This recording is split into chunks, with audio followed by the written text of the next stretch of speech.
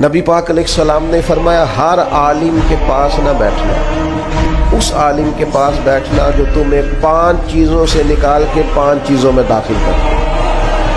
یا رسول اللہ صلی اللہ تعالیٰ علیہ وسلم کون کون سی؟ تو حضور نے فرمایا اس عالم کے پاس بیٹھنا جو تمہیں شک سے نکال کے یقین کی طرف لے آئے، دوسرا وہ تمہیں ریاکاری سے نکال کے اخلاص کے زمرے میں لے آئے،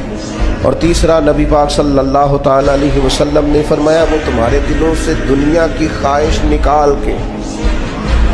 اور تمہارے دل میں تمہارے رب جو تمہیں آخرت میں چیزیں دینے والا ہے اس کی محبت تمہارے دلوں میں پیدا کر دے۔ اور چوتھے نمبر پہ نبی پاک علیہ السلام نے فرمایا اس شخص کے اس عالم کے پاس بیٹھو جو تمہیں تکبر سے نکال کے عاجزی کی طرف لے جائے، اور پانچواں اللہ کے محبوب علیہ السلام نے فرمایا اس عالم کے پاس بیٹھو جو تمہیں دشمنی سے نکالے اور خیر خواہی کی طرف لے جائے، جس کے پاس بیٹھنے سے عداوتیں نہ بڑھے